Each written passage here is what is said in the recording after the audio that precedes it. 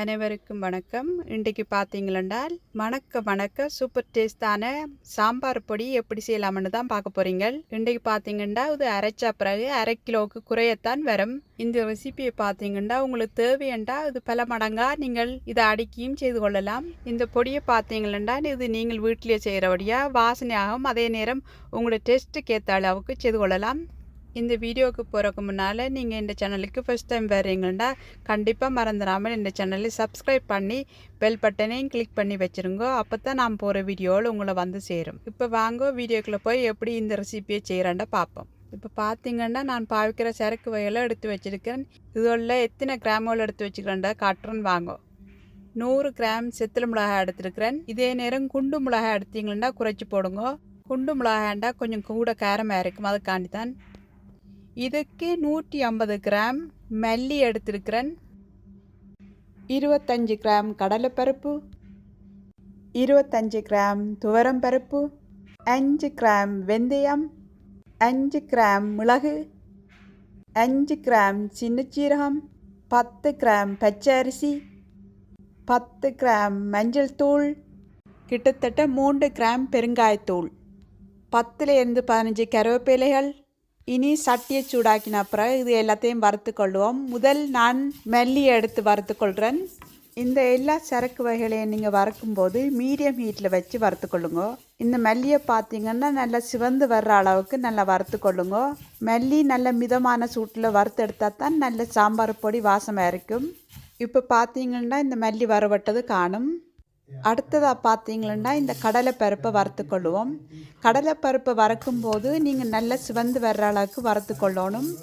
இந்த கடலைப்பருப்பை பார்த்தீங்கன்னா நல்லா சிவந்து வறுவட்டு வர்றதுக்கு கொஞ்சம் நேரம் பிடிக்கும். பொறுமையாக நல்லா மிக்ஸ் பண்ணி வறுத்து கொள்ளுங்க. இந்த அளவுக்கு வறுவட்டு தண்டா காணும். இந்த அளவுக்கு வறுவட்ட அப்புறம் இதை இறக்கி போட்டு துவரம் பருப்பை போட்டு வறுத்து கொள்ளுவோம். துவரம் பருப்பை பார்த்தீங்கன்னா கடலைப்பருப்பையும் விட ஈஸியாக வறுவட்டு வந்துடும். இந்த துவரம் பருப்பும் இந்த அளவுக்கு வறுவட்டா பிறகு இதையும் இறக்கி கொள்ளுவோம். அடுத்ததாக எடுத்து வச்சிருக்கிற பச்சை அரிசியை வறுத்து கொள்ளுவோம்.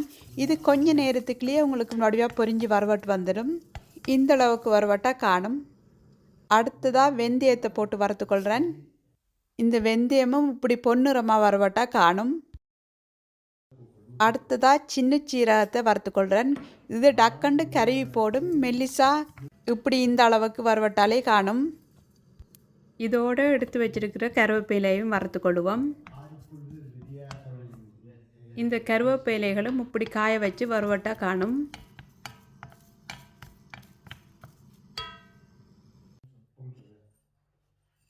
அடுத்ததாக இந்த மிளகையும் போட்டு வறுத்து கொள்ளுங்க. இதுவும் ஒரு மெல்லிய சூட்டில் 2-3 நிமிஷம் வறுவட்டாக காணும்.